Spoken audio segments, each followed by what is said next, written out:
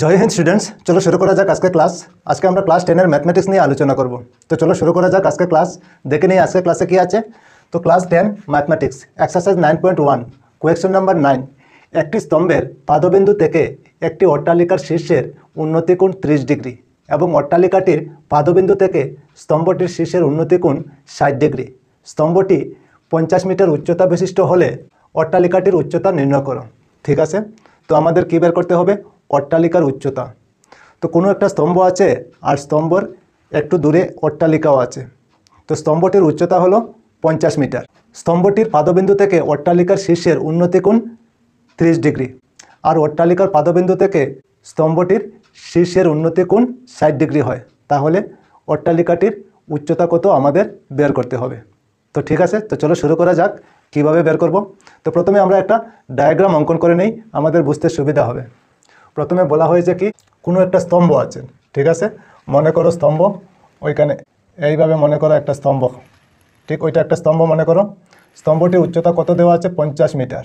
ওইখানে লিখতে পারি 50 মিটার। ঠিক, বুঝতে পেরেছ? আচ্ছা, এখন স্তম্ভটির পাদবিন্দু থেকে অট্টালিকার শীর্ষের উন্নতি কোণ 30 ডিগ্রি। অট্টালিকা আছে একটা, মনে করো ওইখানে অট্টালিকা একটা আছে। ঠিক আছে, ওইটা একটা অট্টালিকা। এইভাবে মনে করো, এইভাবে ওইটা একটা অট্টালিকা। এইভাবে অঙ্কন করে নেই, ওইটা ধরে নাও একটা অট্টালিকা। ঠিক আছে, প্রথমে বলা হয়েছে কি, স্তম্ভের পাদবিন্দু থেকে, স্তম্ভের পাদবিন্দু ওই জায়গা হবে, পাদবিন্দু থেকে অট্টালিকার শীর্ষের উন্নতি কোণ, অট্টালিকার শীর্ষের উন্নতি কোণ এইভাবে হবে। কত ডিগ্রি বলা হয়েছে ওইখানে? 30 ডিগ্রি। এইভাবে আমরা লিখতে পারি, ওইখানে হলো 30 ডিগ্রি। ঠিক, বুঝতে পেরেছেন নিশ্চয়? আচ্ছা, তারপরে আবার বলা হয়েছে অট্টালিকার পাদবিন্দু থেকে স্তম্ভটির শীর্ষের উন্নতি কোণ। অট্টালিকার পাদবিন্দু থেকে, অট্টালিকার পাদবিন্দু ওই জায়গায় হবে আর স্তম্ভটির শীর্ষ ওই জায়গায় হবে।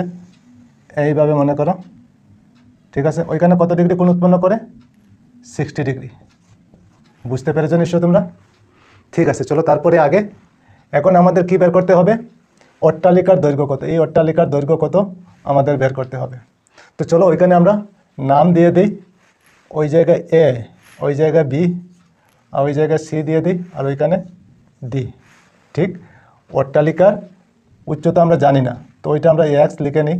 জানি না যেহেতু এক্স আমরা ধরতে পারি কি না? হ্যাঁ, ঠিক আছে, পারি ধরতে। চলো এখন আমরা কি করতে পারি? এখন আমরা লিখতে পারি মনে করি অট্টালিকার উচ্চতা, অট্টালিকার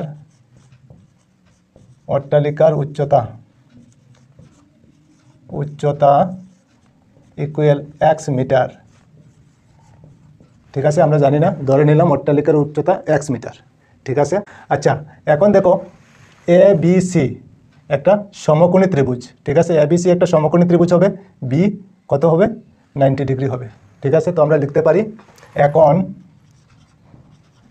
এখন এ বি সি একটি সমকোণী ত্রিভুজ।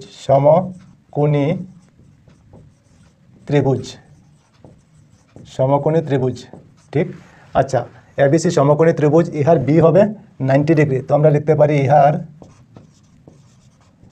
Angle B equal 90 degree. তারপরে থিটা আমরা লিখতে পারি কত? 60 ডিগ্রি হবে। ঠিক আছে, থিটা ইকুয়াল 60 ডিগ্রি। এবং এবি আমরা লিখতে পারি, এবি কত আছে? 50 মিটার। AB equal 50 metre. এতটুকু বুঝতে পেরেছো নিশ্চয় তোমরা? ঠিক আছে, চলো তারপরে আগে। এখন এবিসি যেহেতু একটি সমকোণী ত্রিভুজ, তাহলে আমরা ত্রিকোণমিতির অনুপাত ব্যবহার করতে পারি। সুতরাং লম্ব বাই ভূমি ইকুয়াল আমরা কি জানি? tan থিটা হয়, tan থিটা। বুঝতে পেরেছো নিশ্চয়? আচ্ছা, চলো তারপরে আগে। এখন লম্ব আমরা কি লিখতে পারি? লম্ব হবে এবি, তো ওইখানে এবি লিখতে পারি। আর ভূমি আমাদের কি হবে? বিসি, তো আমরা বিসি ওইখানে লিখতে পারি, বিসি ইকুয়াল দিয়ে tan থিটা আমাদের কত আছে? থিটা হলো 60 ডিগ্রি, আমরা 60 ডিগ্রি লিখতে পারি। এতটুকু বুঝতে পেরেছো নিশ্চয়? ঠিক আছে, চলো তারপরে আগে। এখন এবি এবি আমাদের কত আছে 50 মিটার, ওইখানে লেখা আছে 50 মিটার, আমরা 50 লিখতে পারি 50, আর বিসি তো নেই, বিসি লিখে নেব ইকুয়াল দিয়ে tan 60 ডিগ্রি কত আমরা জানি √3, tan 60 ডিগ্রি √3 হয়। চলো এখন তারপরে আগে এখন আমরা ক্রস মাল্টিপ্লিকেশন করতে পারি।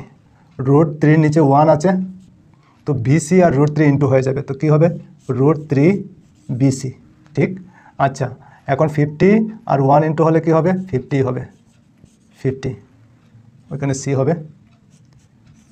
এখন ওইখানে √3 ইন্টু হিসাবে আছে, ওইটা ওইদিকে গেলে ডিভাইড হয়ে যাবে, তো বিসি থাকবে ইকুয়াল দিয়ে 50 উপরে আর নিচে হবে √3, বুঝতে পেরেছো নিশ্চয়। তো ওইটা আমরা লিখে নেই ওইখানে মিটার, তো বিসি ইকুয়াল আমরা কত পেলাম 50/√3 মিটার, বিসি ওইটা 50/√3 মিটার, বুঝতে পেরেছো নিশ্চয়। ওইটা আমরা লিখে নিই, উপরে হলো 50 আর নিচে হলো √3 মিটার, বুঝতে পেরেছো নিশ্চয়। আচ্ছা এখন দেখো আবার আরেকটা ত্রিভুজ আছে BCD, আরেকটা ত্রিভুজ হয় কি না, ওইটাও সমকোণী ত্রিভুজ হবে, হ্যাঁ হবে। চলো তো আবার ওইখানে আমরা লিখে নিই ওইদিকে আবার BCD একটি সমকোণী ত্রিভুজ, সমকোণী ত্রিভুজ, ঠিক। ইহার এখন অ্যাঙ্গেল সি হবে 90 degree, angle C equal 90 degree, theta হবে কত, থিটা হবে ওইখানে 30 ডিগ্রি, তো আমরা ওইখানে লিখতে পারি 30 ডিগ্রি, বুঝতে পেরেছো নিশ্চয়। আচ্ছা তারপরে আমরা কি লিখতে পারি সিডি এবং সিডি ইকুয়াল কত, ওইখানে আমরা জানি না এক্স আছে, এক্স মিটার, বুঝতে পেরেছো নিশ্চয় তোমরা। ঠিক আছে চলো তারপরে আগে এখন BCD যেহেতু সমকোণী ত্রিভুজ, তো আমরা আবার ত্রিকোণমিতির অনুপাত ব্যবহার করতে পারি, সুতরাং উপরে হবে লম্ব আর নিচে হবে ভূমি, লম্ব বাই ভূমি ইকুয়াল tan θ, ঠিক, বুঝতে পেরেছো নিশ্চয়। এখন লম্ব কি হবে, লম্ব হবে CD, তো আমরা CD লিখতে পারি CD, ভূমি কি হবে, ভূমি হবে BC, তো আমরা BC লিখতে পারি ইকুয়াল দিয়ে tan θ কত আছে, থিটা হলো 30 ডিগ্রি, আমরা 30 ডিগ্রি লিখতে পারি, বুঝতে পেরেছো নিশ্চয় তোমরা। ঠিক আছে চলো তারপরে আগে এখন সিডি আমাদের এখানে কত আছে, সিডি হলো এক্স, ওইখানে দেখো এক্স আছে, তো আমরা এক্স লিখতে পারি, বুঝতে পেরেছো নিশ্চয়। তারপরে বিসি আমাদের কত আছে 50/√3, তো আমরা ওইখানে লিখতে পারি উপরে 50 আর নিচে হবে √3 ইকুয়াল দিয়ে tan 30 ডিগ্রি, tan 30 ডিগ্রি আমরা কত জানি 1/√3 হয়, 1/√3, বুঝতে পেরেছো নিশ্চয়। এখন আমরা কি করতে পারি ক্রস মাল্টিপ্লিকেশন করতে পারি। চলো এক্স আর √3 ইন্টু হলে কি হবে √3x ইকুয়াল দিয়ে 50/√3 আর 1 ইন্টু হলে যা আছে তাই হবে, উপরে 50 আর নিচে হবে √3, বুঝতে পেরেছো নিশ্চয়। ঠিক আছে চলো তারপরে আগে ওই দিকে চলে যাই। এখন √3 ওইখানে ইন্টু হিসাবে আছে, ওইটা ওইদিকে গেলে ডিভাইড হয়ে যাবে, হ্যাঁ ডিভাইড হবে, তো এক্স থাকবে ইকুয়াল দিয়ে 50 আর নিচে হবে √3, ওইদিকে যদি ডিভাইড হয় তাহলে ওইখানে ইন্টু দিয়ে উপরে 1 হবে আর √3 নিচে হবে, এইভাবে হবে, ঠিক, বুঝতে পেরেছো নিশ্চয়। চলো তারপরে আগে এখন এক্স লিখে নেব, √3 আর √3 ইন্টু হলে কি হবে 3 হয়ে যাবে, 50 আর 1 ইন্টু হলে কি হবে 50 হবে, বুঝতে পেরেছো নিশ্চয়। এখন এক্স ইকুয়াল 3 দিয়ে 50কে ডিভাইড করলে কত হবে 16, 3 16 যা 48, বাকি থাকে 2, নিচে হবে 3 আর উপরে হবে 2, ওইখানে কি আছে মিটার, তো আমরা মিটার লিখতে পারি, বুঝতে পেরেছো। তো এক্স ইকুয়াল 16 বেজ 2/3 মিটার, ঠিক আছে। তো অট্টালিকার উচ্চতা কত পেলাম আমরা 16 বেজ 2/3 মিটার, বুঝতে পেরেছো নিশ্চয়। তো অট্টালিকার উচ্চতা হলো 16 বেজ 2/3 মিটার, ঠিক আছে। তো ওইটা হবে আমাদের আনসার, বুঝতে পেরেছো নিশ্চয় তোমরা। ওইখানে কি লেখা আছে অট্টালিকার উচ্চতা নির্ণয় করো, তো আমরা লিখতে পারি সুতরাং অট্টালিকার উচ্চতা